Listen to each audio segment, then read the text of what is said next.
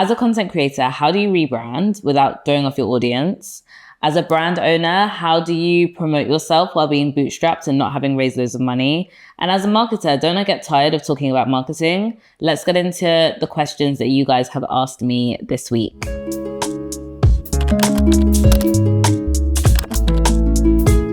So you might have seen on my broadcast channel on Instagram and also in the comments on YouTube, people have been asking a couple of questions. So I thought, why don't we do something different in this episode and why don't we dive into a Q&A? So I've got a couple of questions here that we're going to address, hopefully relatively quickly, and then we'll take it from there. Question number 1 is from Ibby the Doll.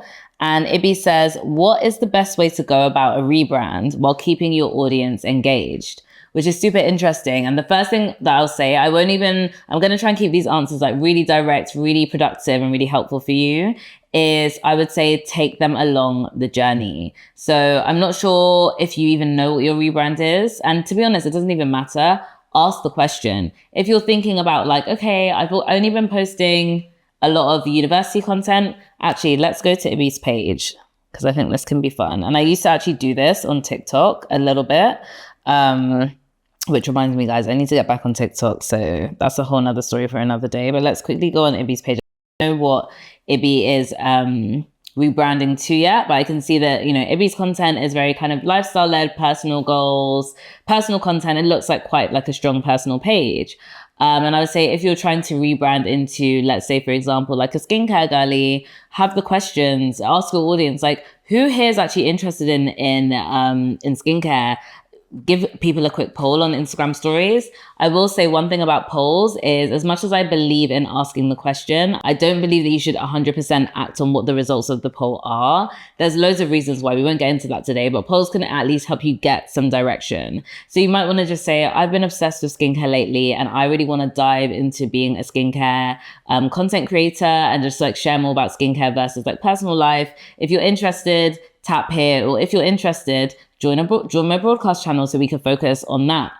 And then as you're putting out that new content, don't be afraid. I always say it to my clients, and I've actually worked with content creators, not even in a client capacity, but just as friends, where we know that if you switch up your content, sometimes your engagement will dip. It's just normal. It's fine. Don't be afraid of the numbers. Prioritize being consistent in this new thing until you've been consistent in let's say 7 or 8 different posts. Then you can start to look at, okay, are people engaging? But when you change at first, it might be a bit rocky, and that's okay. But things like a broadcast channel or even just using stories can help, because, let's say you have how many followers? 40,000 followers you've got right now. Let's say half of them, I'm sure will actually be more than half, but let's say it's only half of them that are interested in skincare. Speak to those half of them in the broadcast channel. Tell them, okay, you guys asked for it. It's up. What do you think? Get feedback so people feel like they're along the journey with you and that you've brought them. I've mentioned in like other episodes, like this idea that marketing is like holding someone's hand and taking them through a journey. You just want to take people through the journey. Those who aren't interested will drop off, and that's okay. There's a saying that says like, it's better to have 10 passionate fans or 100 passionate fans than 10,000 like lukewarm fans, because those 100 passionate fans will ride out for you. They will go to a new TikTok page if you redirect them. They will turn on or off whatever you ask them to turn on. They will sign up to your newsletter. They will come to your Instagram live, versus like 10,000 people who are like, meh. They may not be anywhere and you can't really rely on them. So don't be afraid to make the change and just bring people along the journey. Okay, so Fee Ebbs, I hope I pronounced that right. People have a lot of display names, so just bear with me and correct me in the comments if I say the wrong thing. So Fee Ebbs said, do you have any thoughts on marketing a product that is expensive to gift on a bootstrap budget? I would have loved to get a little bit more information here, but let's go with what I think. So I think if you are working on like something that's very high price point, like a luxury price point, so we're talking hundreds of pounds into the thousands, and you're saying it's expensive to gift, I would really rethink the bootstrap side of the business. It makes me immediately think about luxury brands and the origin of luxury brands. Now, you might not be gifting something that's so expensive like that, but a lot of them started by serving the like royalty in society or whatever modern royalty would be, which I guess would be like celebrities and things. And a lot of them had like an inn. So Hermes started with like saddles for royalty who rode horses. And that's what the business was for like decades before it became this consumer business that sells bags and things that we know now. And sometimes you have to be okay with that. But I appreciate that you may not be okay with that. So then you need to think, do I need to raise some money to gift out? I do also think that maybe you just need to reimagine and like open your mind a bit, because gifting is still one of the most affordable ways to get your product out there. I'll give you an example. Estee Lauder, when the company was launched, they launched with face creams.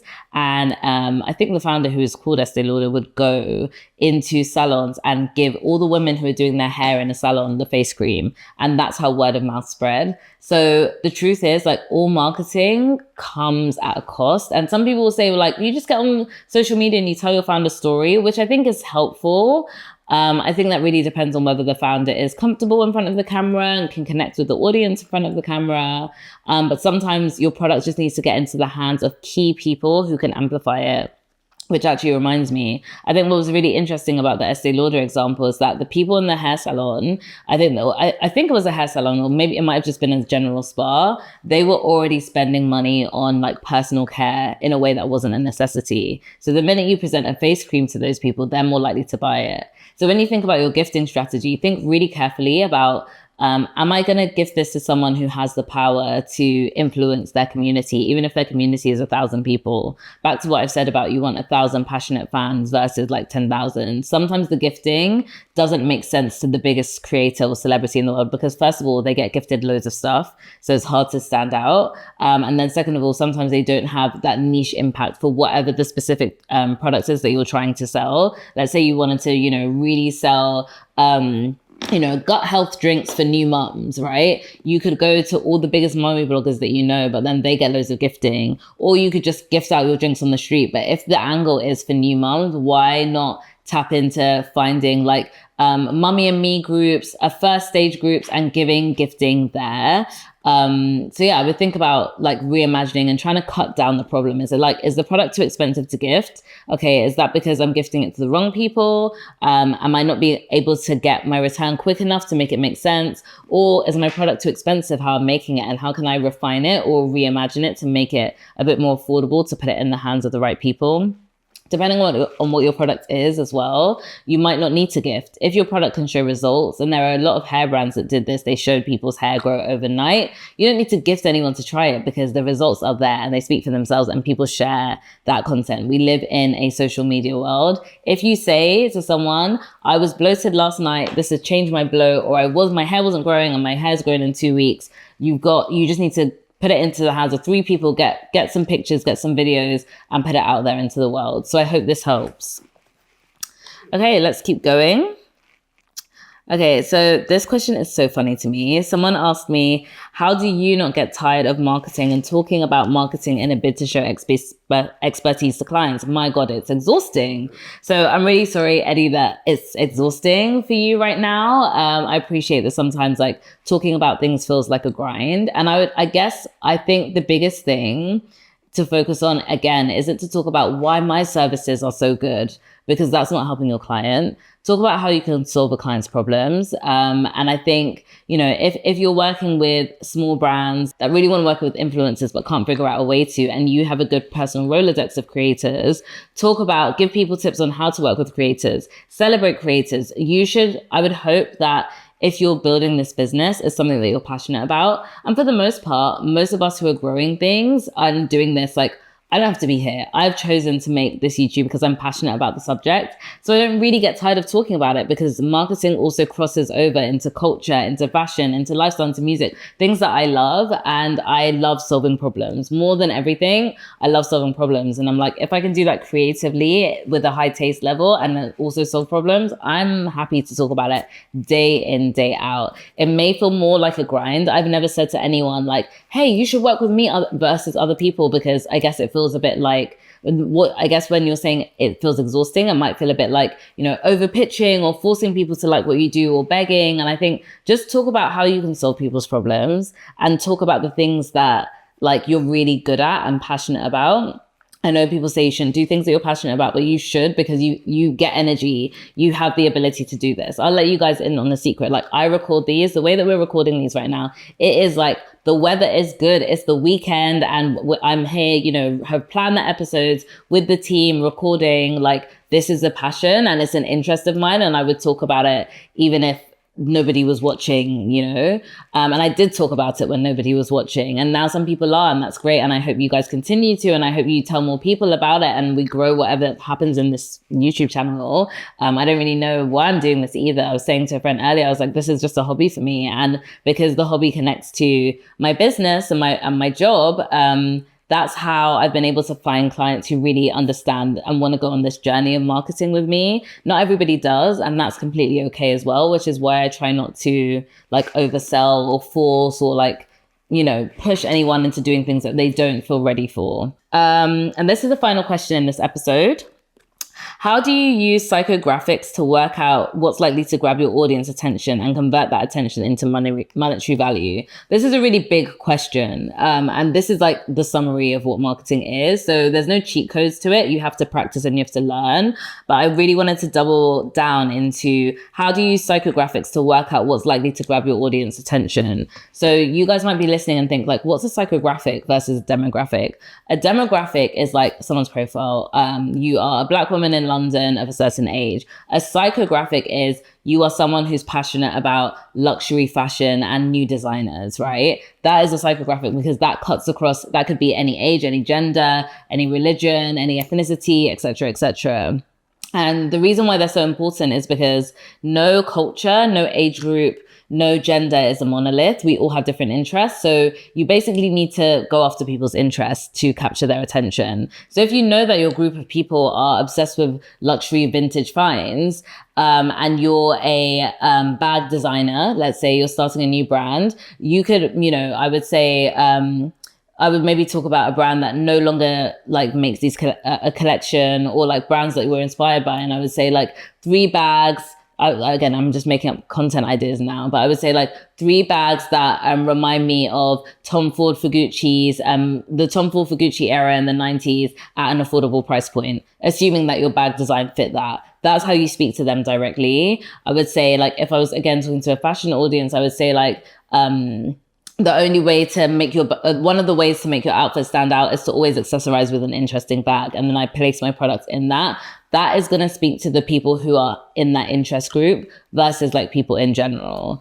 So yeah, I think that's like a helpful way to think about how you position your content, or how you position like your marketing.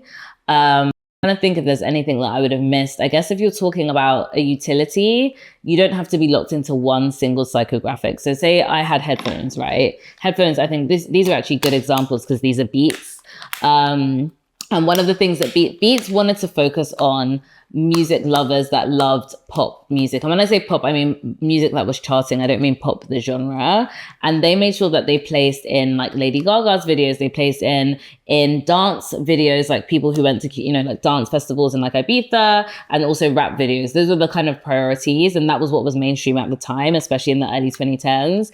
And then also athletes. It became an athletes thing much later on. But at the beginning, you know, you could have just said it's for anyone that likes music. They chose specific demos, and those demos are also very connected to like partying and aesthetics and looking a certain type of cool, and like creating a certain type of cool. They leaned into that to get people in. And then over time, they, you know, speak to anybody who's working on music. I think they also did a lot of stuff with producers. So they spoke to the person who like enjoys music as a hobby, you know, in these music videos, but then they also spoke to the technical producers, especially because, you know, like Dr. Dre was also involved in Beats as well. It was originally called Beats by Dre. So they spoke to this idea of like, yes, for the music lovers, but also really backed by a music connoisseur as well. And that was like their angle. That has changed over the years. They've added extra bits. They've talked about technical specs. It's kind of a more universal thing. But when you start, and also not just when you start, but when you start, you should have a clear thread that aligns to people's interests. And that helps you build your brand identity beyond like, hey, I'm selling a new moisturizer. Everyone can sell a moisturizer. What makes yours more interesting or dynamic for me? So that is the end, I think, of the questions that I've selected for this episode, but please do keep asking them. Ask them in the comments. Let me know if you agree, disagree. I want to hear all the things that you're putting out there. And I will speak to you in the next episode.